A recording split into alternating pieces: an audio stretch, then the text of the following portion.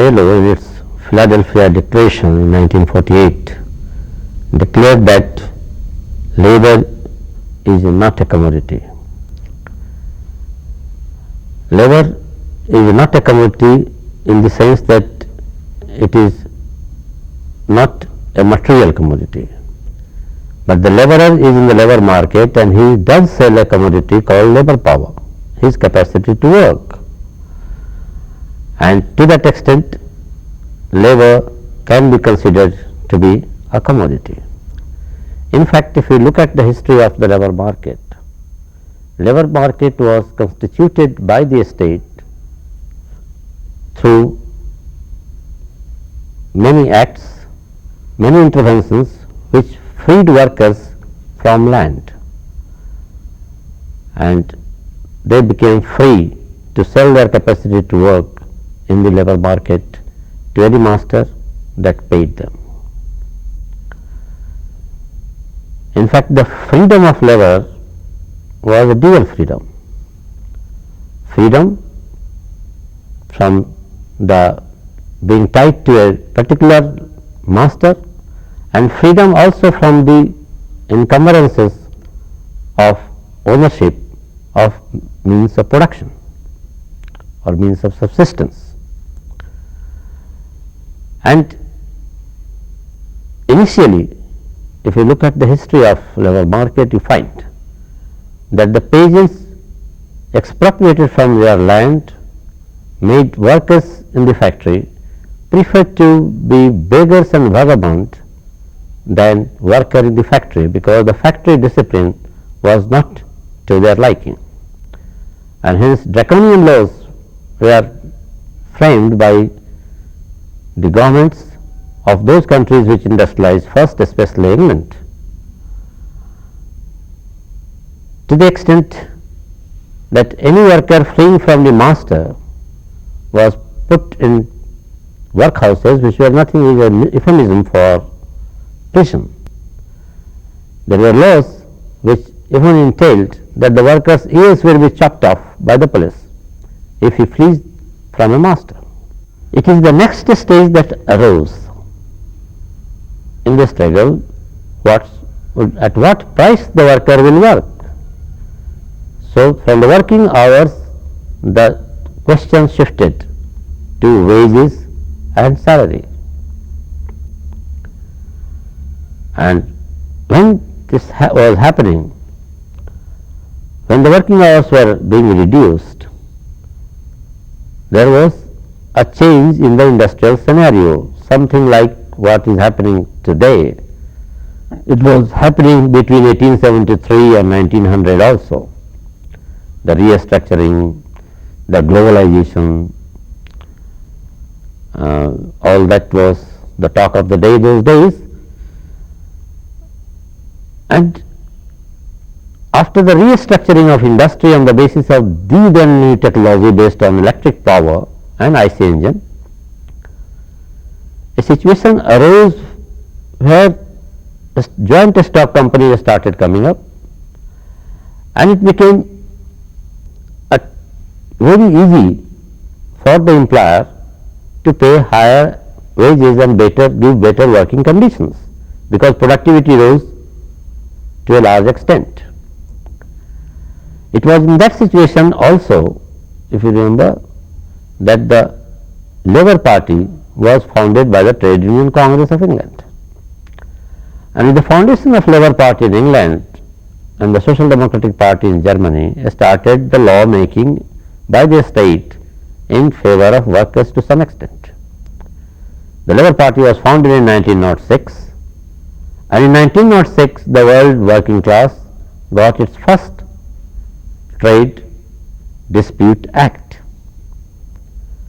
which provided for immunity of the trade unions, immunity of the workers from the application of criminal conspiracy, law of criminal conspiracy, and application of law of torts for normal trade union activities, and that was a great achievement of the workers.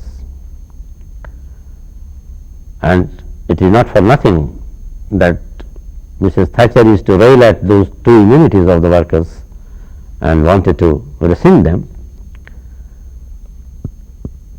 But all these years, the initial policy, economic policy, was dominated by the thinking that the market is a self-regulating device.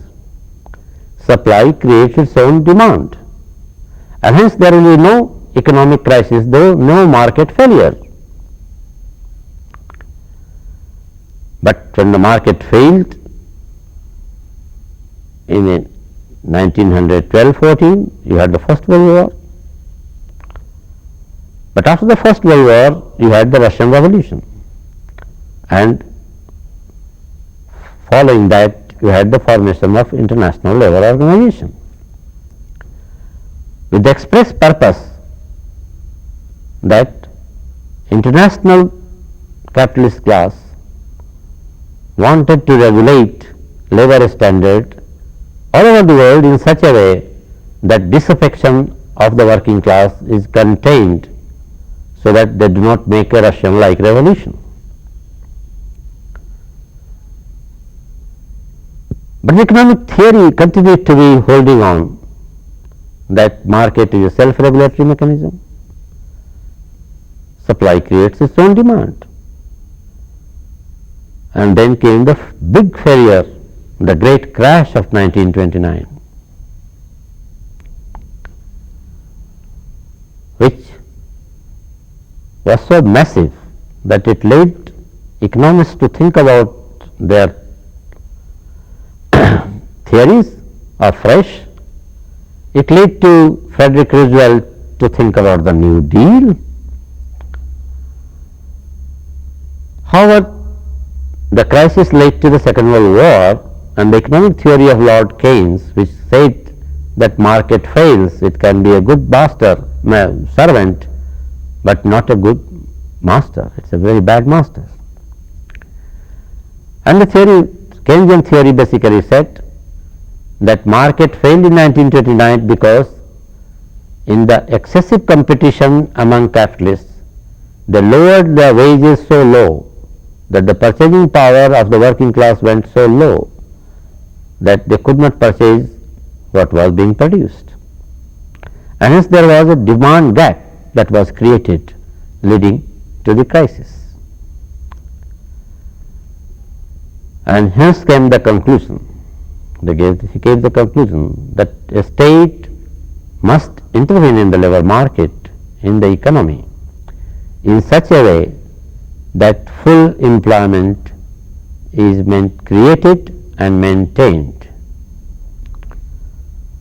And when the war ended, after killing 2.5 crore of people, the new economic theory became a new orthodoxy. There was not a single state of the world which did not subscribe to the thought that a state must intervene in the economic policy in such a way that workers' employment is protected.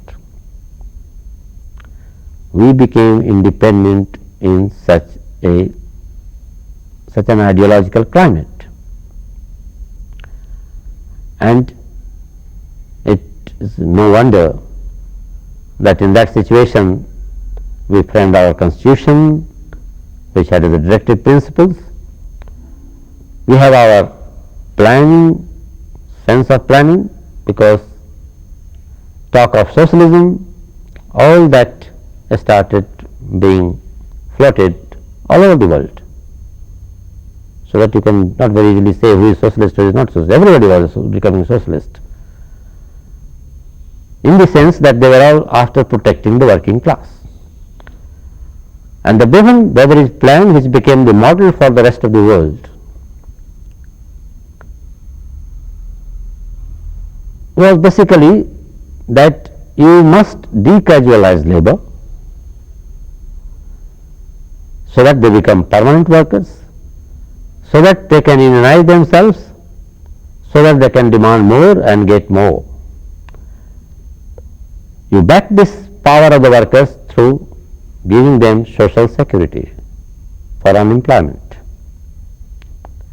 So, social security for unemployment and creation of full employment became the two moving planks for the economic policy of the governments of the world. And we started our independent India economic development in that situation, and hence our labour legislation that came in the wake of independence created some sort of social security, some sort of employment protection. You have slowly we went on strengthening that part according to the constitutional provisions of the directive principles. And this is the period between 1950 and 1973 which has been rightly called the golden age of capitalism. Golden age in the sense that this is the period in which you have the highest rate of growth of capital in the world, highest growth rate in the living standards of the workers, the labour standards rose very fast, highest growth of employment. But as was well known before it started, there was an economist who had warned them that there is a flaw in this thinking, in the sense that you are taking too much for granted from the captains of industry. Captains of industry are not in business only for profit. They are also in the business for control of labour.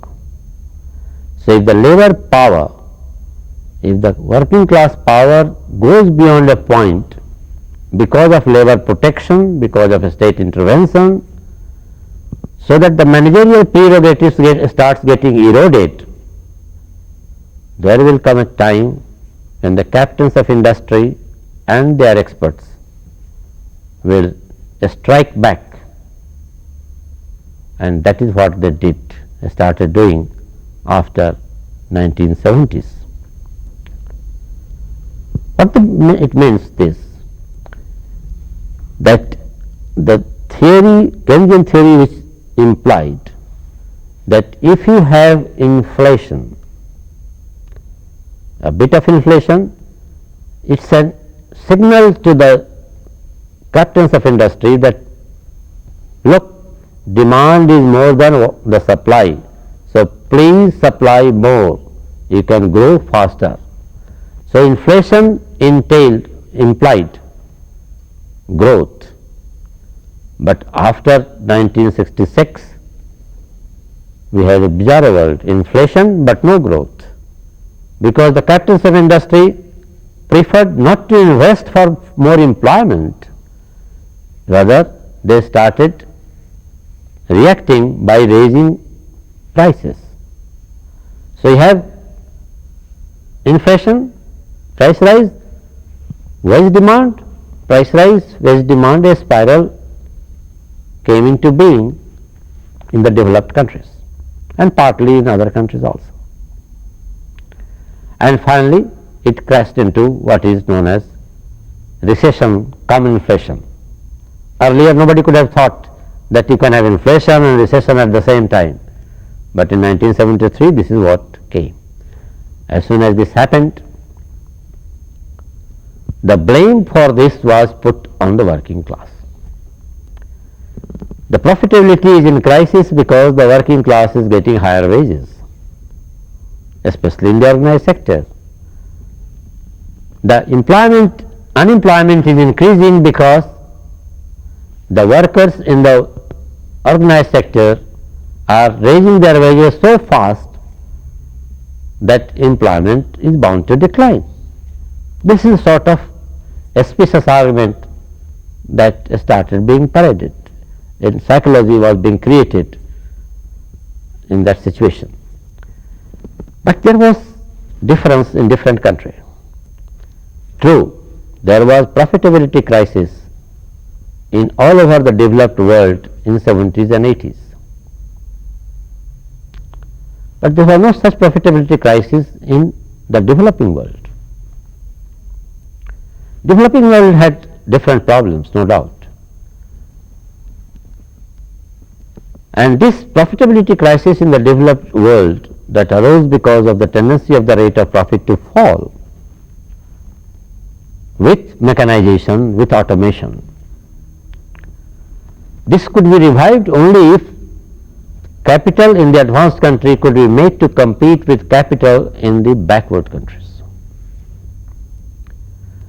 And it is this need for forcing the developing countries to open their market for competition with the developed capital, that is what led to the slogan of globalization, as if globalization is a new thing. But globalization is a new thing in this present situation, mainly because it has started from the need of the developed countries for competing all over the world so that profitability crisis could be overcome. And we in India were faced with a peculiar situation, a situation which was emerging since 1973 in our country also, because of the inequality of wealth.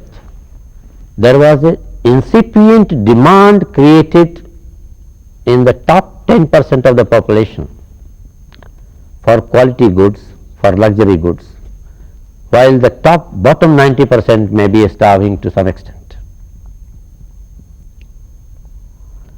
So there was a need felt for changing the product mix from the mass goods production to luxury goods production.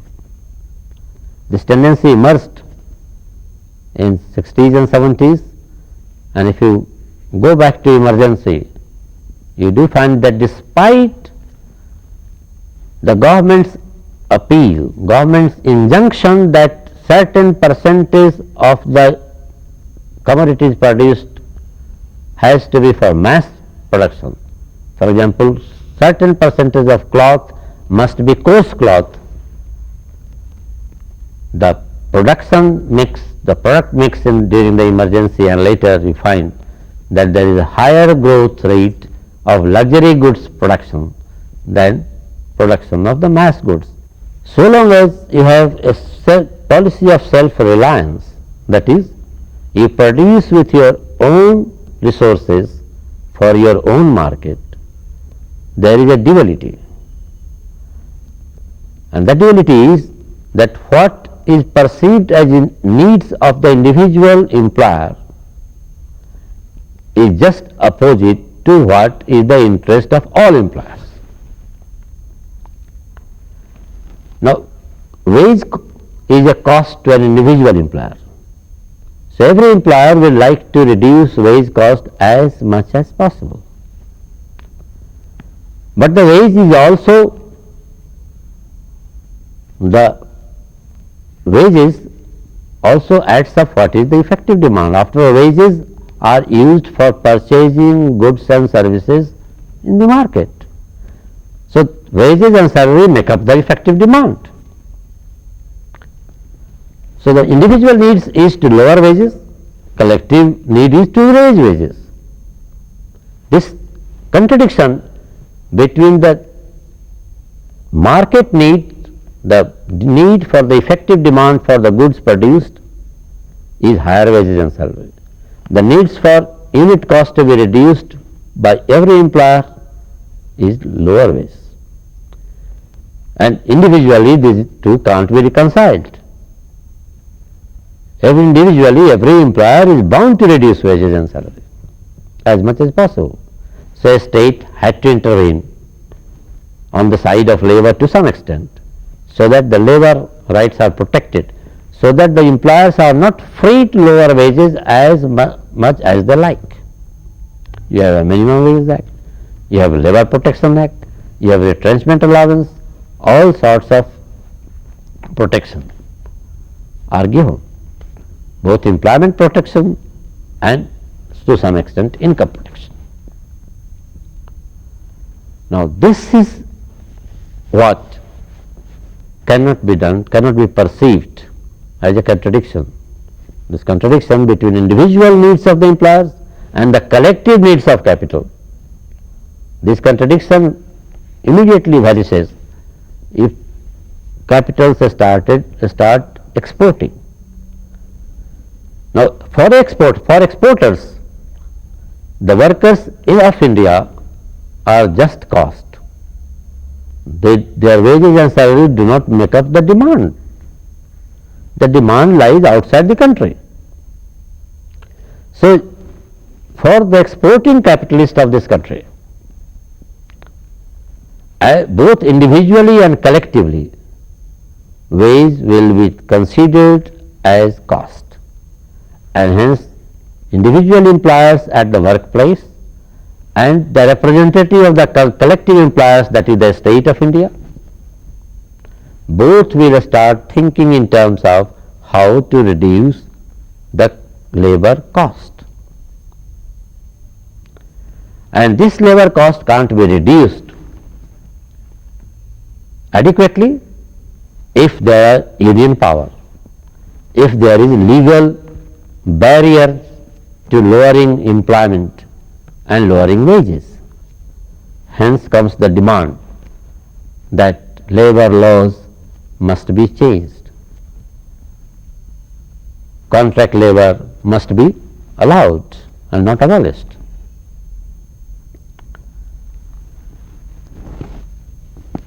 So, the new economic policy and the new labor law policy that is emerging are being tried to dovetail into each other. They have been trying it since 1978, but democracy comes in the way.